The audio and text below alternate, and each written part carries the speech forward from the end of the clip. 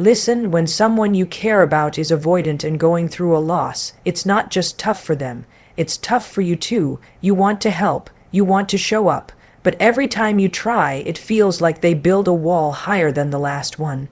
And here's the hard truth: they're not pushing you away because they don't care. They're pushing you away because their nervous system is overwhelmed. They feel safer with distance than they do with closeness right now. So stop taking it personally. It's not about you. It never was. Avoidant people deal with grief in silence.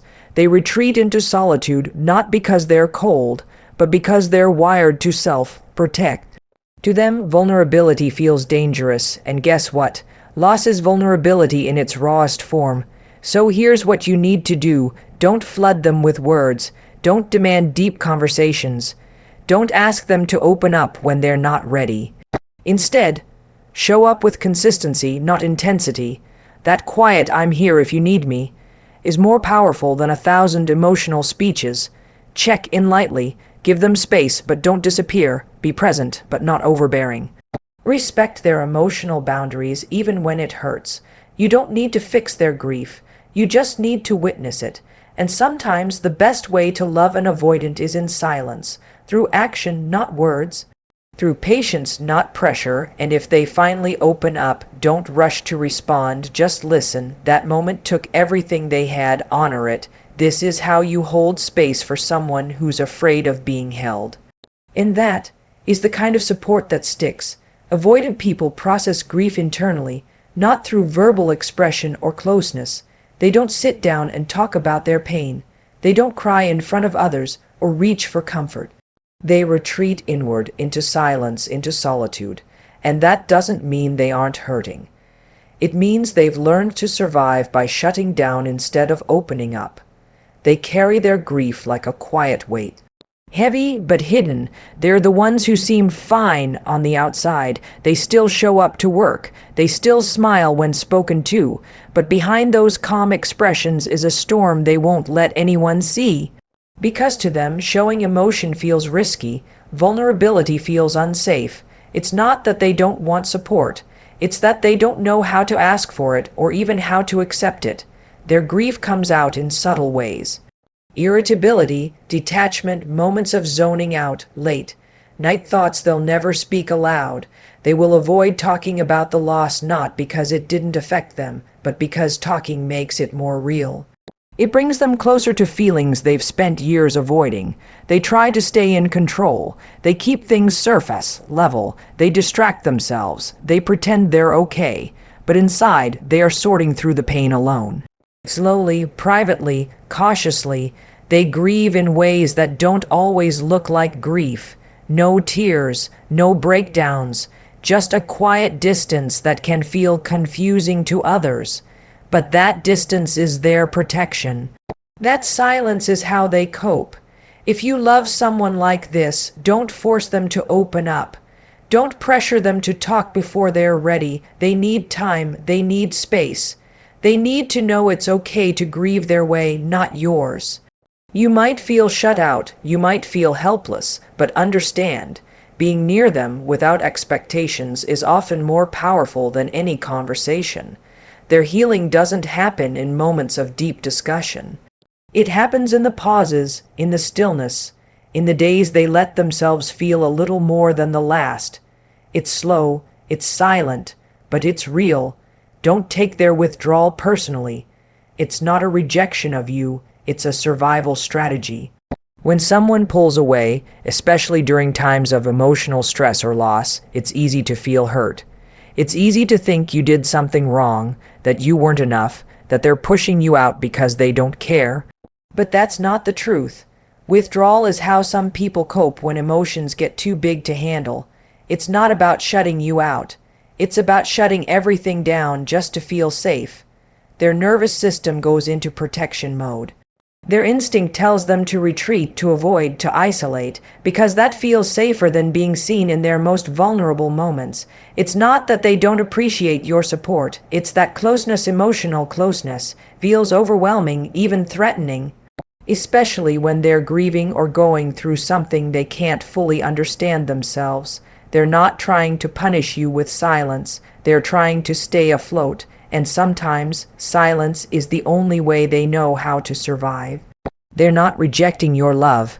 They're rejecting exposure to them. Opening up feels like standing in the middle of a storm without shelter. So they build walls not to hurt you, but to protect themselves. You might offer comfort, kindness, a listening ear, and it might be met with distance, deflection, or even frustration. But it's not about you. It's not a reflection of your worth or your effort. It's a reflection of how they've learned to survive. They've been wired to pull away when emotions run high, to retreat before they risk feeling too much, because in their past, vulnerability may have led to pain, rejection, or shame. So now they avoid it, at all costs. This withdrawal is not personal, it's not permanent, and it doesn't mean you're unimportant. It means they're overwhelmed, and sometimes the kindest thing you can do is not to chase them, but to give them space without anger. To be steady, not reactive. To hold space, not demand closeness. Because they need to feel safe in their distance before they can ever return to connection. Their withdrawal is a pause, not an exit. It's a way of saying, I'm not okay, and I don't know how to be close right now. Hear that for what it is, not rejection, not abandonment, but protection, survival. Offer consistency over intensity. Steady support is more comforting than emotional overwhelm. When someone is avoidant, especially during a time of grief or emotional stress, what they need most isn't dramatic declarations or deep emotional conversations. They need calm, they need steadiness. They need to know you're there not just in the chaos of the moment, but in the quiet that follows. Intensity can feel like pressure. Even if your heart is in the right place, too much too fast can make them pull away. It overwhelms their nervous system. It makes them feel cornered because intensity often demands a response. It demands openness, closeness, vulnerability, but someone who is avoidant doesn't operate that way. They're not wired to respond to floods of emotion. They're wired to shut down when things get too much. So when you show up with intense emotion, with urgency, with big expectations, they may retreat even further. Not because they don't appreciate you, but because it doesn't feel safe. What they do respond to is consistency, the gentle text that says, I'm here when you need me, the quiet presence beside them, no pressure to talk, the check-ins that don't require answers, the patience to walk beside them even if they haven't said much in days. That kind of steady presence builds trust. It shows them you're not here for a moment. You're here for the long haul. It tells them they don't have to perform or explain or fix anything to be worthy of your care. It tells them that love isn't always loud, it's loyal. Consistency allows them to breathe, to stay regulated, to feel a sense of control in a time when everything feels chaotic. You don't need to fix their pain with a grand gesture. You don't need to say the perfect thing. You just need to keep showing up, calmly, quietly, without pressure. Let your actions speak. Let your presence be the safety net they never asked for but desperately need. Intensity may come and go, but consistency earns trust. Over time, that steady support softens their defenses. It creates space for connection without force, and when they're ready, they'll step into that space, not because they were pushed, but because it finally feels safe to do so. Keep check, begins light and respectful, without demanding emotional responses. When someone is avoidant, especially during a time of grief or emotional heaviness, they often struggle with direct emotional engagement. They're not ignoring you. They're managing their internal world the only way they know how, by keeping it locked down. So when you reach out, do it gently, no pressure, no expectations, no hidden agenda, just a simple message, thinking of you. Let me know if you need anything. I'm here when you're ready. These short, low-pressure messages remind them they're not alone without putting them on the spot. Because the moment they feel pressured to respond a certain way, to open up, to explain, to share, they shut down, they might disappear for a while, not because they don't care, but because they're overwhelmed. Avoidants often fear being misunderstood, judged, or emotionally trapped, so they stay quiet even when they're in pain. And if your check-in feels like an invitation to an emotional deep dive, they'll likely back away. But if it feels like a safe, simple reminder that you're nearby, they'll remember that. Even if they don't respond, they saw it. Even if they don't say thank you, it mattered. Your job isn't to pull emotion out of them, it's to be someone they don't feel the need to hide from. That happens through lightness, through respect, through patience. You don't have to ask, how are you really doing? Every time. Sometimes just sending a song, a photo, a memory, or a calm message is enough. It shows you're present, it shows you care, but it also shows you respect their boundaries. You're not forcing a moment, you're offering space. Emotional safety is built through tone, not volume, through ease, not urgency. And with avoidant people, that kind of safety is everything. When they know you won't push them, they might start stepping closer, not because they have to, but because they want to, and that makes all the difference. Avoid pressure to open up. It can trigger further withdrawal. When someone is avoidant, especially during emotional times, opening up feels less like relief and more like exposure. It's not easy for them to be seen in their raw, vulnerable state. In fact, the more they feel someone wants to get inside, the more likely they are to shut the door, not because they don't trust you, but because their body interprets emotional closeness as danger, and that pressure, no matter how well intentioned, feels like being backed into a corner. Questions like, "What's wrong?" or "Can you please just talk to me?" It might seem caring, but to them it can feel invasive. It can make them feel like they're being asked to perform emotions they aren't ready to face.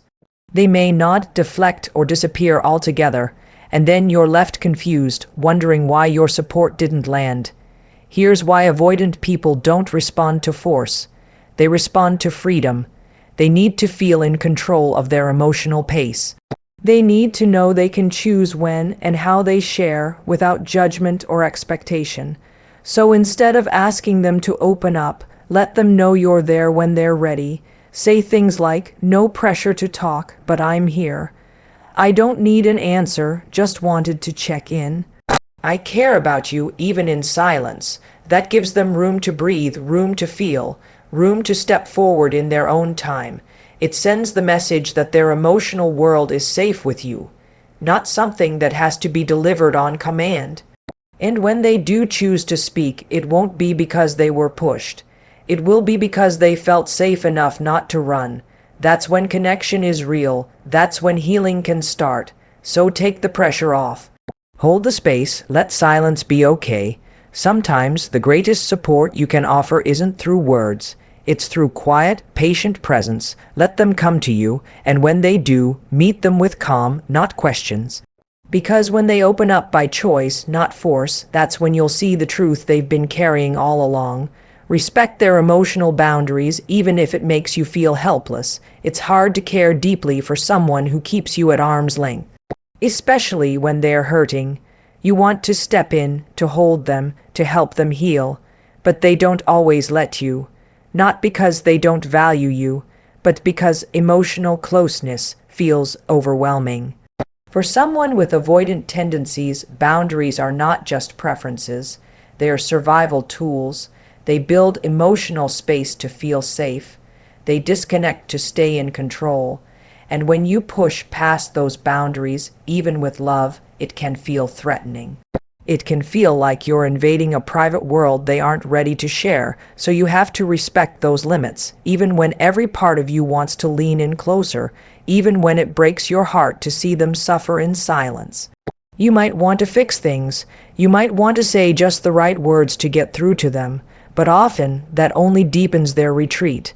Because to them, emotional boundaries protect against pain. They grew up learning that it's safer to manage things alone, that relying on others invites disappointment or pressure.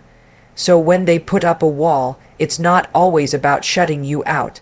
It's about keeping their own emotions contained. And yes, that can leave you feeling helpless, like you're watching someone drown and they won't let you throw the rope. But the rope they need isn't a rescue, it's respect. They need to know you won't cross the lines they've drawn just to soothe your own discomfort. They need to feel trusted to navigate their feelings at their own pace. You can still care deeply without forcing closeness. You can still show love without demanding openness. Respecting their emotional boundaries means showing up without needing to change where they are. It means letting them grieve, process, or retreat without rushing them back to connection. And it means sitting with your own helplessness, knowing that your presence, silent, steady, and honoring their space, is more powerful than any words you could say. You don't need to break their walls down. You just need to make sure you're still standing there when they're ready to open the door. Because real support isn't about making them feel better, it's about letting them feel safe. And remember, true support isn't about changing them or rushing their healing. It's about being the calm in their storm, the steady presence they can rely on when everything else feels uncertain.